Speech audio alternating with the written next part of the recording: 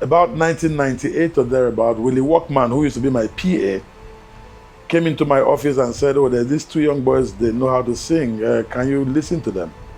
I said, fine. I do that every day. I do that all the time. And then they came in. They sang, and they were good. And I promised I'll do whatever I can to help you guys. Some months down the line, Providence, I was going to run a show for Rothman's Groove nationwide, 30 shows. At this time, the Remedies had just released their hit single, Shakumo, and they were going to go on this show with Rothman's nationwide, 30 shows in 2 months. Big opportunity. And then I suddenly remembered, and I sent for those two young men that I had met. It took 2 days to find them, and no telephone then. And by the time I got them, I took them on to the audition, and the clients were so impressed that they signed them on as the second major act to the Remedies. So they became headliners too. And then they went around the country doing 30 shows.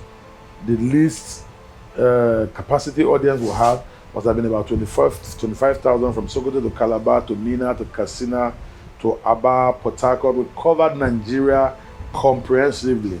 Ilorin, Kano, Kaduna, we did it all. And this was the first time these guys were earning professional money. They didn't even have a record. They just ripped off a beat from Rakim, and then they did all their voices over it on playback. And those are the Plantation Boys. Hey, yo, DJ, speak the business, man. Let's get down. Why do you get down when you feel lonely? That's right. We gon' tell you what you gotta do so you don't have to worry. Yeah, my father used to tell me that things come to you. Now I believe I can find you. Austin Amedu, Blackface, Innocent Idibia, Two-Face.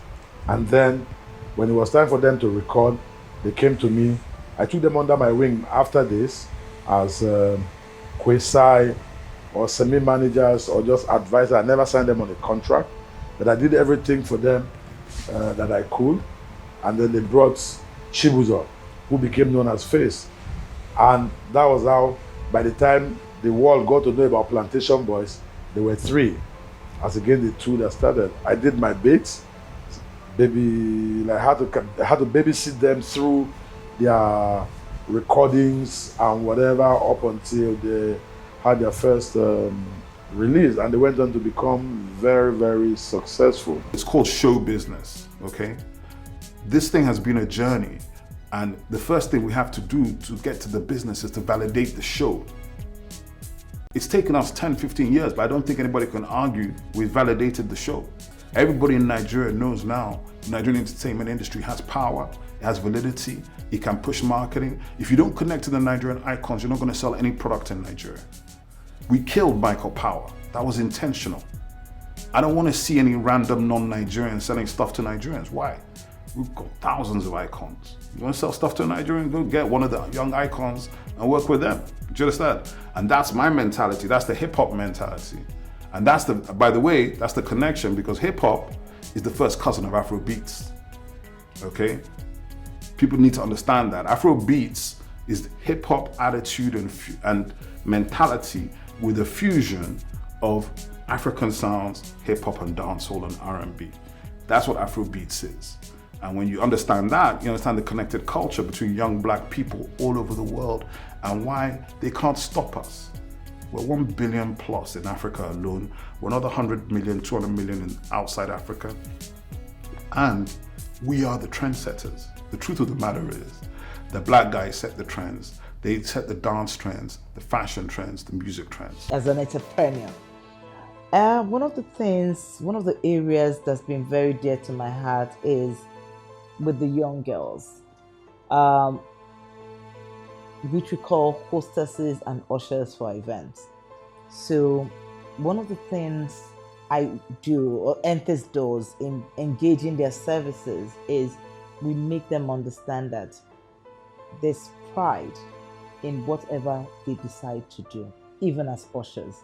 So it's about, instead of being idle as a student, because most of them are students, a few of them are undergraduate, but most of them are students.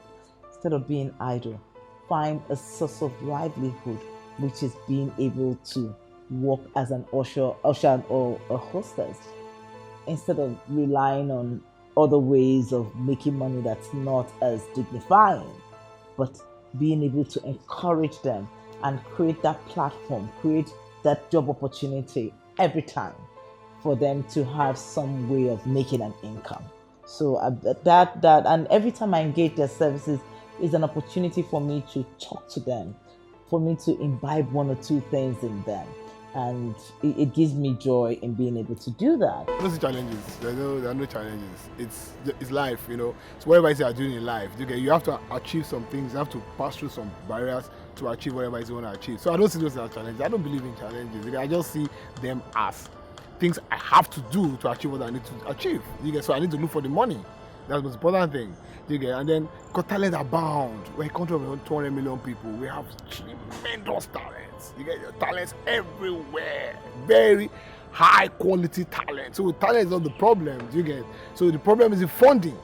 Because the market is there. So it's how to get the funding. And that's where the investment banking background comes into place, because you're able to talk to people in language that they understand. So yesterday I was having a meeting with the new bank, the digital bank, and I spoke to the MD, and when I spoke to the MD, he was sold. And what got to my mind, what I thought of was the fact that if I was a full creative, I would have gotten that deal. Because I'm telling the MD that Shango will jump up, Shango will sing, and Shango will roll on the floor. And he might be looking at me, what are you talking about? What's that going to do with me? Do you get Shango? So, but I said, a digital bank, 60 million Nigerians are online. I'm going to Akwa Ibom for a show in Akwa Ibom. There are 3.4 million people, 5.4 million people in Akwa Ibom, 91% youth literacy rate. Basically, 9 out of every 10 Akwa Ibom went to school. That means that they can do the internet. That means that that's your market. Are you getting me now? So everybody's going to come and see my play would have to open an account with your bank to buy the tickets. He's seeing it very clearly. So we are doing a 5-day theater clinic for 1,000 Akwa Ibom people. That for you to qualify, to pre-qualify, go and open an account with this bank and use that platform to apply.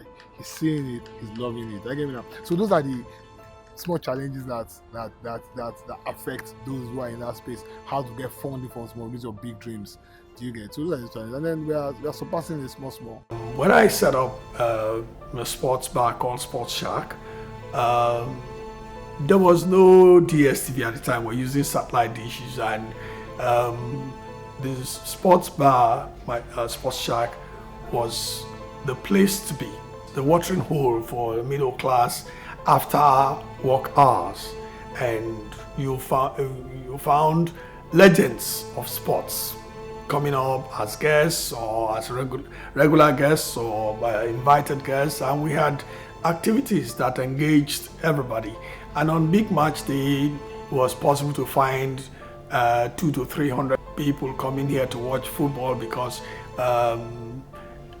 we had the facility, satellite dish, and we could monitor big football matches. And so Sports Shack was quite full. On big match days, on the regular days, we had a decent crowd, playing snooker or Scrabble or chess, and people were interacting and making new friends and networking. It was very satisfying.